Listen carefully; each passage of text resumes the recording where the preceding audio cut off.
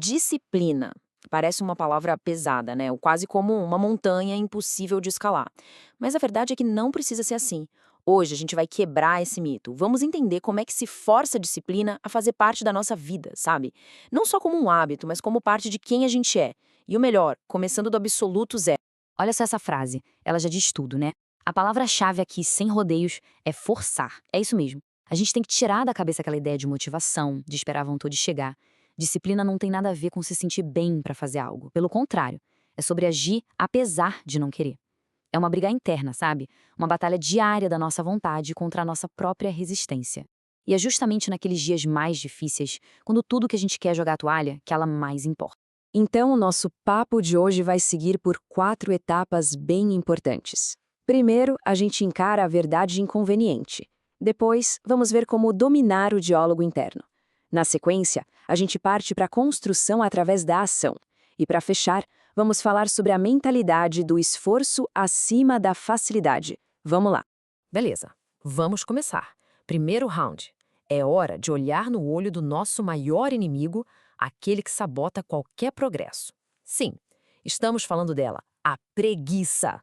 Mas o que é preguiça, de verdade? Muita gente acha que é só não fazer nada, ficar parado.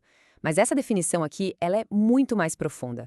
A preguiça não é passiva. Pelo contrário, ela é uma força ativa. Pensa nela como um inimigo sorrateiro do nosso futuro.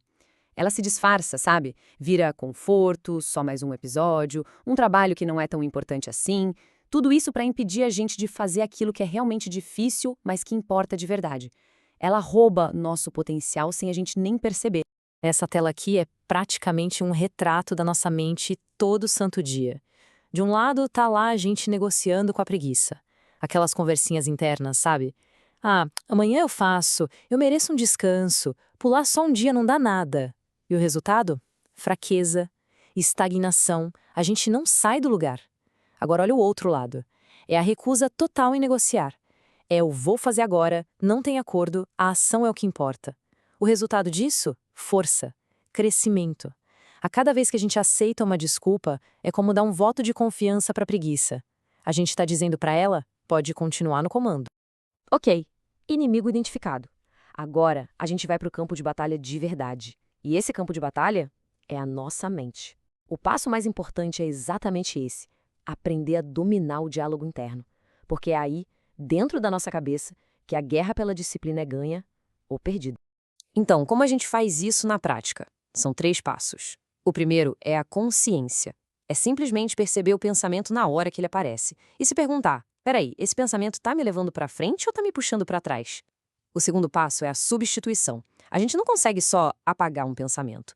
O truque é trocar um pensamento ruim por um comando forte e direto. E por último, a reflexão. Todo dia, parar um pouquinho para pensar em como os pensamentos guiaram as escolhas. Isso ajuda a gente a corrigir o rumo e quebrar os padrões ruins. Vamos deixar isso bem concreto.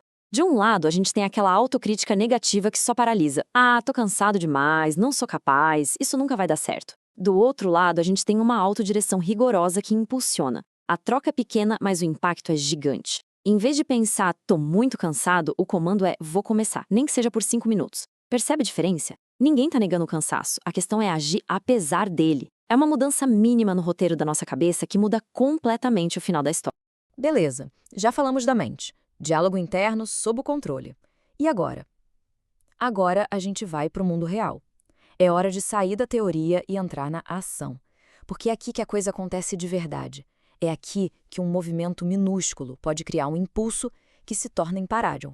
E para vencer aquela hesitação inicial, aquele momentinho em que a gente pensa se vai ou não, existe uma técnica, uma arma secreta, pode-se dizer. A regra do 3-2-1. É tão simples que parece boba, mas é muito eficaz. Funciona assim. No momento em que vier o pensamento de que precisa fazer algo, não pense mais. Não debata. Simplesmente comece uma contagem regressiva na cabeça. 3, 2, 1 e haja, se mova. É uma contagem que corta o ciclo de desculpas antes mesmo que ele comece. E aqui está o grande segredo de tudo isso. Nunca, mas nunca mesmo, subestime o poder de uma única ação. Tudo, absolutamente tudo, começa com um gesto pequeno. Um primeiro passo, feito agora, sem pensar 2 vezes.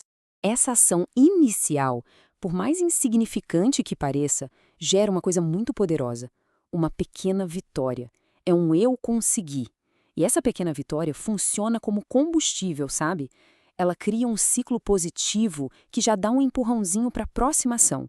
E aí o que acontece? Uma pequena vitória, depois outra, elas vão se somando. É como construir uma parede, tijolo por tijolo. E essa parede é a base de tudo, a autoconfiança.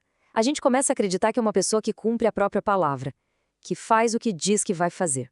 E no fim das contas, essa corrente de ações e de confiança constrói muito mais do que só um hábito. Ela forja uma nova identidade. O objetivo final não é só fazer coisas de forma disciplinada, é se tornar uma pessoa disciplinada. A ação passa a ser parte de quem se é. Muito bem, chegamos na parte final, que é talvez o pilar que sustenta tudo isso que a gente conversou até agora. É a mentalidade de longo prazo. É sobre como forjar uma resistência de verdade, sabe?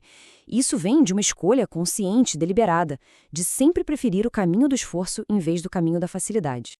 No fundo, tudo se resume a uma única escolha. Uma pergunta bem simples, mas que define todo o nosso futuro. A pergunta é: qual dor a gente escolhe? E essa tabela deixa a escolha bem clara, né? O contraste é gritante. De um lado, temos a dor do esforço. Sim, dói, mas é uma dor temporária. É uma dor que constrói força e que no final traz orgulho, traz recompensa. Do outro lado, a dor do arrependimento. Essa não, essa é permanente. É uma dor que constrói fraqueza, que corrói por dentro e que só termina em decepção. A escolha é sempre nossa, a cada momento. E é essa escolha que define quem a gente vai ser lá na frente. Mas aí fica a pergunta: como é que uma coisa difícil se torna fácil? A resposta está na ciência, na forma como o nosso cérebro funciona.